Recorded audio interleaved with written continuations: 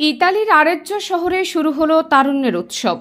আমাদের ইতালি প্রতিনিধি ফাহিম হোসেন মুন্নার পাঠানো তথ্যচিত্রে বিস্তারিত জানাচ্ছি আমি নাহার নিশে। এসো দেশ বদলায় পৃথিবী বদলায় এই স্লোগান নিয়ে বাংলাদেশ সরকার আয়োজিত তারুণ্যের উৎসব 2025-এর প্রীতি ফুটবল ম্যাচ ও চিত্রাঙ্কন প্রতিযোগিতা অনুষ্ঠিত হল। বাংলাদেশ দূতাবাসের ফুটবল দল ও বাংলাদেশ নাগরিক সমিতি আরেজ্জো ইতালির মধ্যে খেলা অনুষ্ঠিত হয়। খেলায় বাংলাদেশ নাগরিক সমিতি 3-2 গোলে জয়লাভ করে। খেলা শেষে বিজয়ীদের পুরস্কার বিতরণ করেন ইতালিতে নিযুক্ত বাংলাদেশের রাষ্ট্রদূত রকিবুল হক। রাষ্ট্রদূত রকিবুল হক তার বক্তব্যে বলেন, বাংলাদেশের তরুণরা শুধু আমাদের দেশের নয় বরং পৃথিবীর যে কোনো স্থানে নেতৃত্বে ভূমিকা রাখতে সক্ষম।